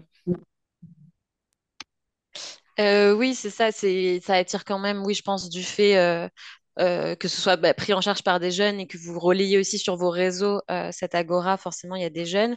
Mais justement, ça nous intéresse aussi que ça reste intergénérationnel parce qu'on trouve ça intéressant dans l'échange de points de vue, de débats autour d'un sujet.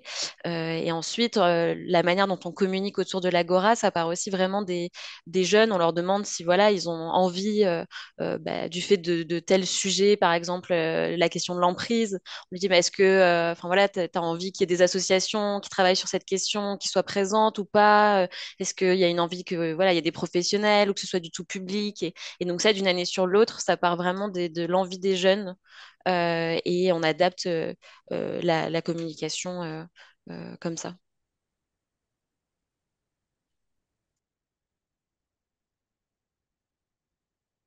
Très bien. Est-ce qu'il y a d'autres réactions peut-être parmi vous? Peut-être que je ne vois pas tout le monde.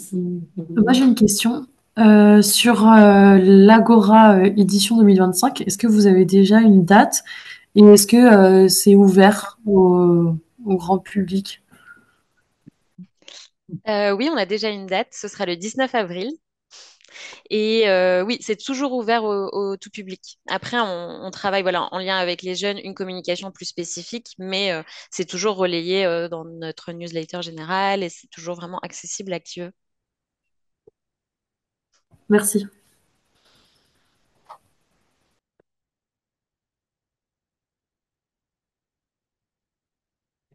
Excusez-moi, j'ai une question pour Emma. Et puis, en fait, vous disiez tout à l'heure que les jeunes reporters, ils viennent voir des spectacles, hein, et c'est à l'issue, en fait, de ces spectacles que les thématiques sont choisies. Mais ils choisissent ce qu'ils veulent dans votre programmation ou ils sont invités à aller voir plutôt une pièce qu'une autre. Donc, Leïla ou Emma. Le programme en fait est construit en amont. C'est-à-dire que c'est vraiment la colline qui décide des thématiques qu'on a envie que les jeunes abordent. Donc, par exemple, cette année, on a trois thématiques. La première, c'est la question du langage et du pouvoir. La seconde, c'est la question du chez-soi. Et la dernière, c'est la question du réenchantement.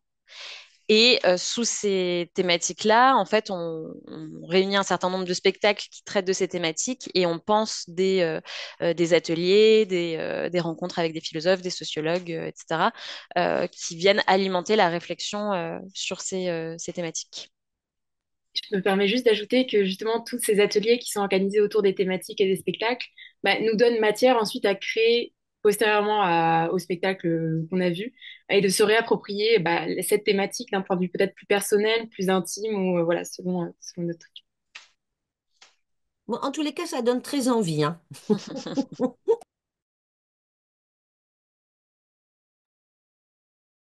C'est très chouette.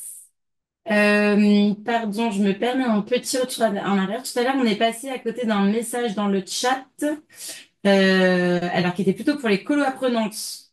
Voilà, je sais pas si Basma, tu veux répondre directement dans le chat. Du coup, c'était sur pouvez-vous nous dire combien d'enfants sur les colos par année, l'âge et les coûts moyens? Voilà, je sais pas si Très, très rapidement, hein, c'est pour des enfants de 8 à 17 ans. C'est en général un groupe de 20 enfants ou jeunes. Et sur le coup, ça dépend de la programmation, des partenariats, etc. Mais ça, on peut en discuter très, très, très, voilà, plus avant, par téléphone. Voilà. Je suis à votre disposition. c'est gentil. J'ai vu une main se lever, mais qui s'est baissée. C'était peut-être pour cette question-là. Ah oui, c'est ça. Josepha Gallardo. Je vous laisse la parole. Non, c'était moi, c'était sur les thématiques, enfin, par rapport aux reporters et à, à Emma et Leïla. Je voulais savoir, donc, parce que vous disiez en fait que les thématiques, ça partait enfin, du théâtre et du coup, enfin, ce sont des thématiques assez larges qui permettent du coup aux jeunes, en fait, aux personnes de se les approprier. Mais est-ce que ça vous arrive aussi, enfin, je suppose, hein, parce que vous n'en avez pas parlé, mais je suppose que ça marche aussi dans ce sens-là, c'est-à-dire que dans le quartier ou avec les associations, il y a parfois des thématiques qui peuvent ressortir et que du coup, vous décidez d'engager par la suite ou qui viendraient en fait de ces jeunes. Est-ce que ça vous est déjà arrivé? Ou est-ce que c'est déjà arrivé en fait voilà. Euh, Bah, c'est deux choses différentes. Je dirais que le travail avec les associations, là, on va aussi travailler autour de thématiques, mais pour le coup, ça, c'est distinct des jeunes reporters. Et en effet, avec les associations, ça part beaucoup plus aussi d'eux et de, voilà, des thématiques qui les intéressent ou rencontrées dans leur parcours. Les jeunes reporters, c'est vraiment nous qui ouais, pensons les thématiques. Après, comme disait Laïla, elles sont réappropriées, déplacées. Enfin, c'est pas non plus fixe. C'est toujours de toute façon, voilà, volontairement assez large pour que chacun y trouve sa place et navigue à l'intérieur de celle-ci. Mais pour le coup, oui, les thématiques, elles sont vraiment en amont posées par la colline.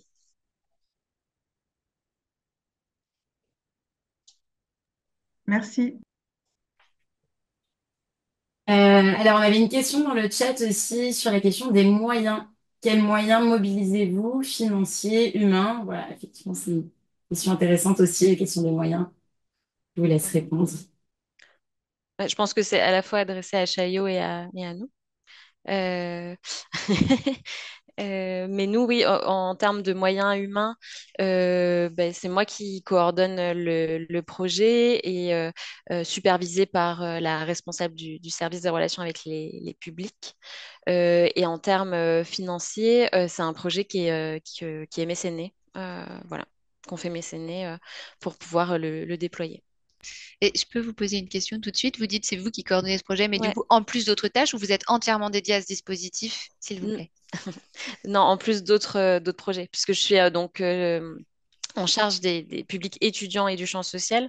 Donc, ça, c'est ce qui rentre dans la case étudiant jeune, mais j'ai aussi d'autres projets dans ce cadre-là, en partenariat avec des universités ou des cafés philo ou des choses comme ça. Et après, côté champ social, j'ai les associations dans le 20e, mais j'ai aussi des associations de personnes réfugiées, des liens avec des personnes en détention. Enfin, voilà, il y a tout un panel de projets, dont les jeunes reporters. Merci.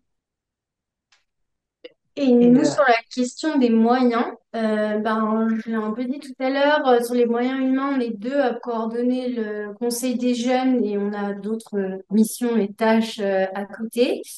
Et pour ce qui est du budget alloué à ce projet, c'est un financement propre de Caillot et on a 20 000 € fléchés pour ce projet. Donc, les 20 000 € qui servent donc à la fois à payer ben, les artistes intervenants dans le cadre du projet et qui serviront aussi aux jeunes bah, à alimenter enfin, les différents projets qu'ils souhaitent mettre en œuvre, donc autour du podcast, de l'événement. D'accord.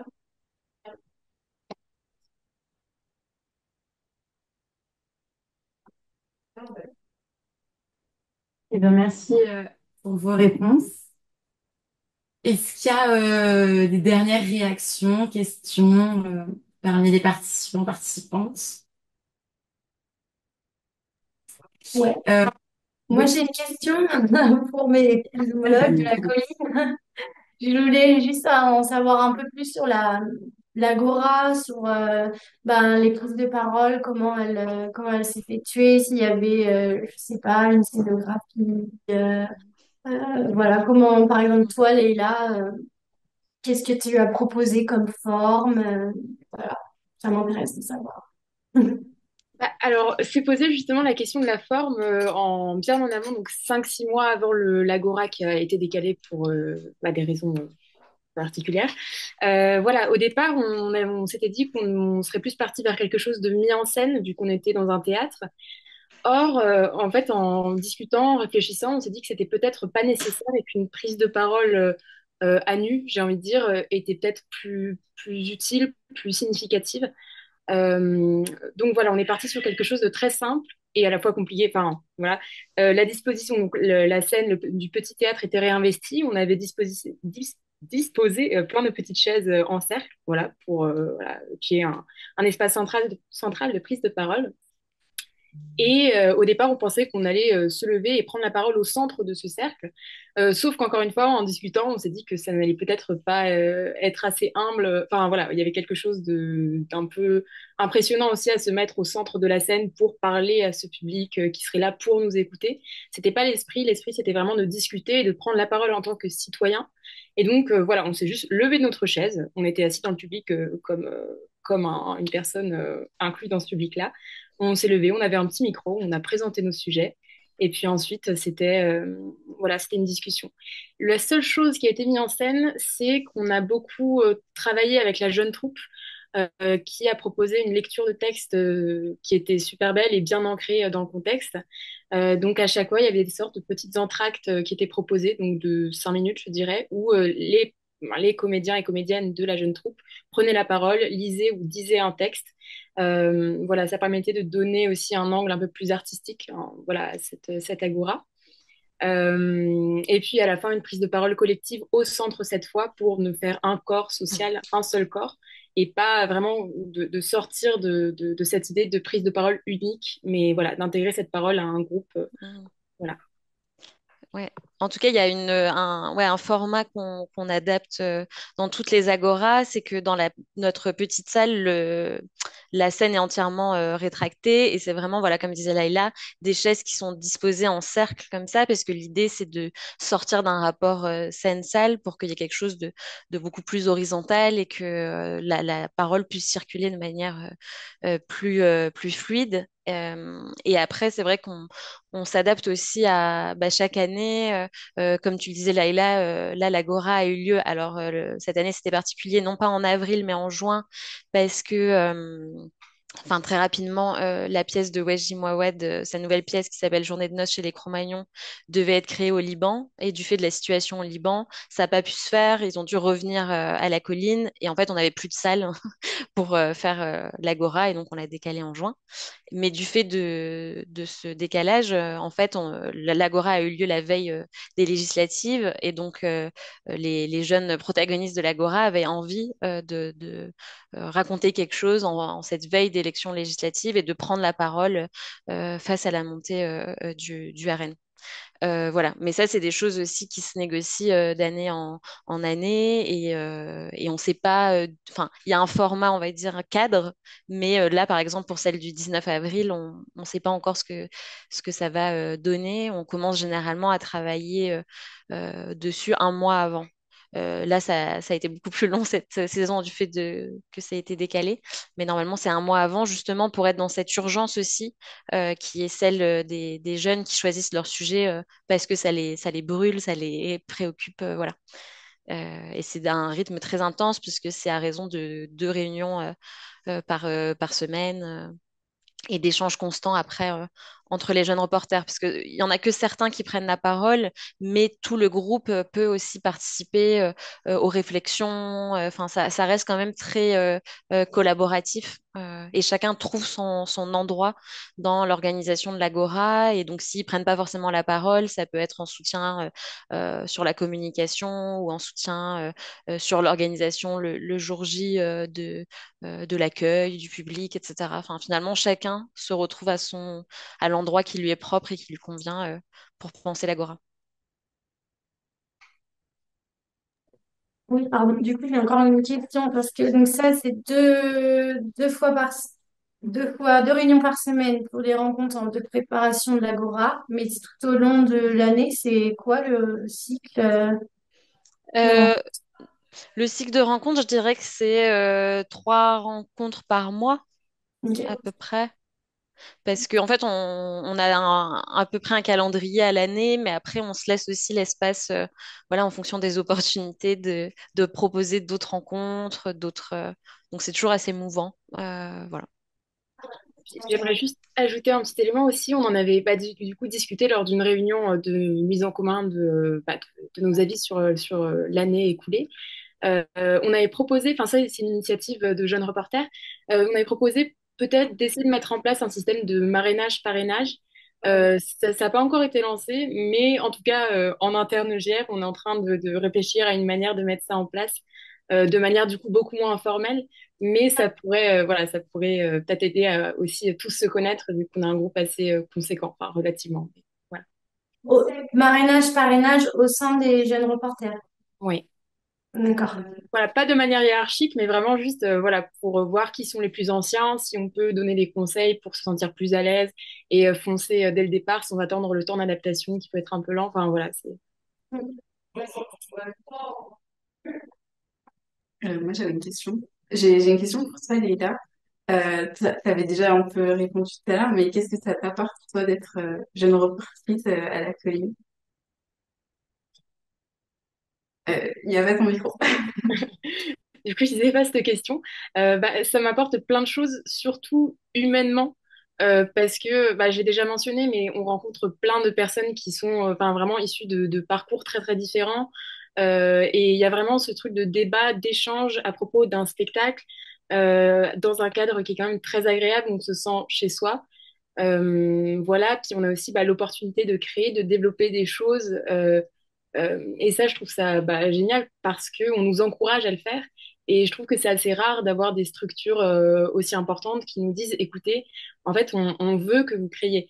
C'est-à-dire que c'est pas juste une proposition qu'on pose là, c'est vraiment, voilà, on vous encourage, on vous invite à le faire parce que vous avez le droit de créer, vous avez le droit de prendre la parole.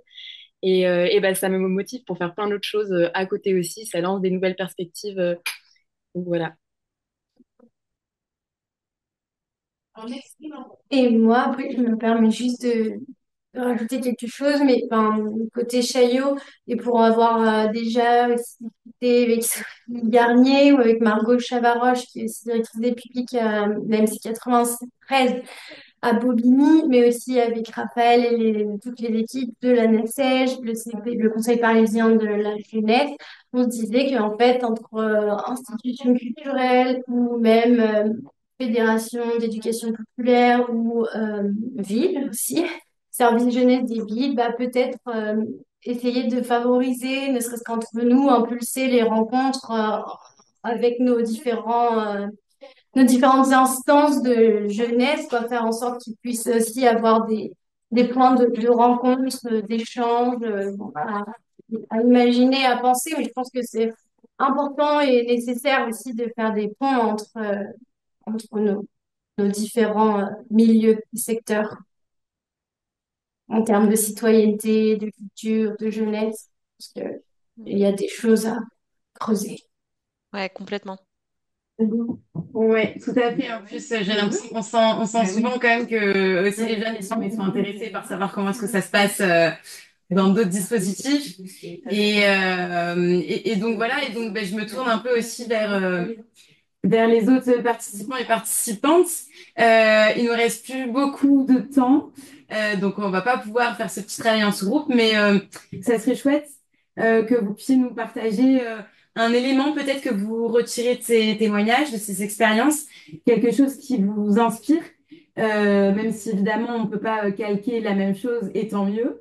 Mais voilà, vous, en fonction de vos territoires, en fonction de vos collectivités, de vos structures, quel est un petit peu un ou deux éléments qui pourraient vous inspirer. Voilà, il y a beaucoup de choses qui peuvent se faire, que ce soit autour d'une réflexion sur le temps long, que ce soit autour d'un projet. Est-ce que c'est utiliser votre conseil de jeunes pour participer sur des questions culturelles ou est-ce que c'est monter un autre dispositif de jeunes mais autour des questions culturelles? Voilà, il y a beaucoup de choses qui peuvent être imaginées. Alors là, c'est un petit peu à chaud, donc il faut aussi peut-être le temps que vous puissiez repenser à tout ça. Mais voilà, c'est un petit peu échange libre. Si vous préférez nous mettre un petit message dans le chat, c'est possible. Mais avant de se quitter, voilà, ça serait chouette de savoir un petit peu qu'est-ce que vous en avez retenu et qu'est-ce qui vous a peut-être le plus marqué, qu'est-ce qui vous semble le plus important dans un petit peu toute la richesse des échanges et des témoignages qu'on a eus aujourd'hui.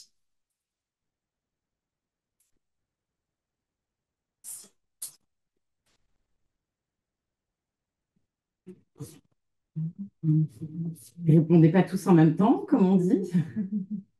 Mais voilà, ça peut être une petite chose, hein, pas de pression sur les réponses, mais Aussi, Raphaël, oui, si je puis dire, et aussi ce qu'on pourrait faire ensemble. On peut aller, là, il y a déjà un début de réflexion, mais nous, on est preneurs, c'est le moment de se dire qu'est-ce qu'on pourrait faire ensemble. Et nous, on est On est là pour ça aussi, hein, pour développer des partenariats, avancer ensemble avec les jeunes, avec les professionnels.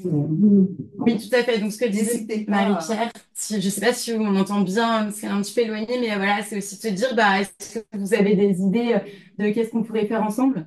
Comment est-ce qu'on pourrait par la suite? Et puis, la NACEJ, c'est aussi un réseau.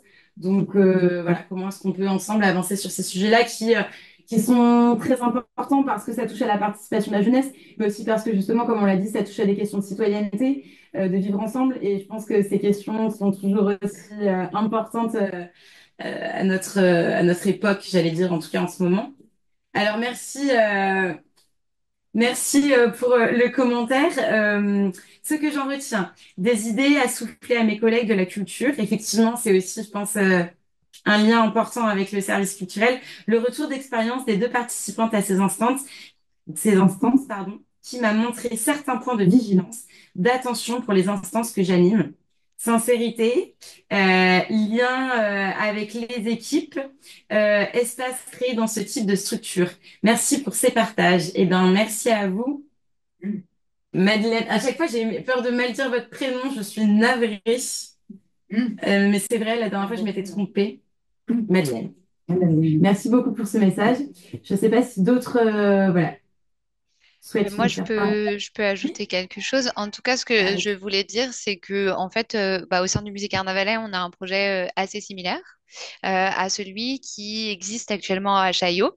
Donc, j'ai trouvé ça vraiment intéressant, ce retour d'expérience, et c'est très précieux. Et tout à l'heure, Basma disait que voilà, on est forcément dans des tâtonnements, dans beaucoup de questions. Bah, c'est un petit peu ça, notamment sur le sujet du nombre de participants. Enfin, là, on est vraiment en train d'entrer dans des détails aussi très concrets déjà dans un premier temps, du type ça. Donc, c'est précieux d'avoir des retours d'expérience. Et je trouve que c'est aussi assez inspirant parce que nous, on est plutôt un musée d'histoire et tout cet aspect écriture contemporaine et créativité et le sujet aussi des formations et de ce que ça apporte aux participants, j'ai trouvé que c'était très inspirant et que ça pouvait aussi donner des idées pour imaginer un peu d'autres formats au sein des musées.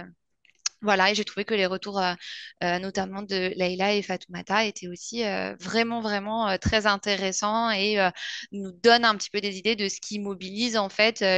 Voilà, c'est super de vous avoir ici pour vous entendre. Voilà. Merci beaucoup. Oui, effectivement, vraiment, c'est super chouette d'avoir un témoignage de jeunes qui ont vécu l'expérience. C'est très précieux, voilà, que vous parliez vous-même de ce que vous avez vécu. Donc, encore une fois, merci beaucoup. Et je vous rejoins, Maxime, effectivement, c'est un petit peu, je pense, l'appel qu'on a envie de lancer aujourd'hui aussi aux collectivités. C'est, voilà, ça pose beaucoup de questions quand on se lance peut-être sur ces dispositifs, ces réflexions. Et donc, bah, nous, la NACEJ, on est aussi là pour réfléchir ensemble, pour tâtonner ensemble, j'allais dire. Mais en tout cas, voilà, n'hésitez pas aussi à nous solliciter sur ces sujets-là. Alors, je ne sais pas si d'autres personnes souhaitent prendre la parole. Sinon, on va clôturer cette ANACEJ. Bonjour. Je ne vois pas de main levée pour l'instant. Merci beaucoup, beaucoup à tous et à toutes d'avoir été présents aujourd'hui, d'avoir participé. Encore un grand merci voilà, au Théâtre Chaillot et au Théâtre de la Colline. C'était très enrichissant. Merci aux jeunes, évidemment. Et puis, voilà, nous, on se retrouve bientôt, si vous le souhaitez, puisqu'on organise un autre ANACEJ Bonjour dans 2 semaines, mardi 3 décembre, autour de la question de l'éducation, de l'accompagnement à la vie affective, relationnelle et sexuelle. Ça fait aussi, ça fait suite à un avis qui a été fait par le CESE. Voilà, parce que les conseils de jeunes, les dispositifs de participation, c'est aussi des espaces dans lesquels on développe les compétences psychosociales, voilà, où se passe beaucoup de choses autour de l'intelligence, de l'éducation émotionnelle, de la relation aux autres, des questions aussi entre filles et garçons en tant que lieu accueillant un collectif de jeunes. Les conseils de jeunes sont aussi concernés par ces sujets. Donc voilà, n'hésitez pas à vous inscrire, à revenir vers moi si vous avez des questions. Et puis, en dernière info aussi, on a une formation qui aura lieu au mois de décembre, 3 jours, donc pour animer son conseil. Voilà, des techniques d'animation. Ça, il faut pas hésiter aussi à nous contacter si vous avez des questions, si vous êtes intéressés. Et puis, depuis 2025, on vous partagera bien évidemment j'allais dire le formulaire, mais le catalogue, pardon, des formations 2025, les rencontres ici à NACEJ Bonjour 2025, voilà. on reste en lien. En tout cas, merci à tous et à toutes. Et puis à très bientôt, on l'espère.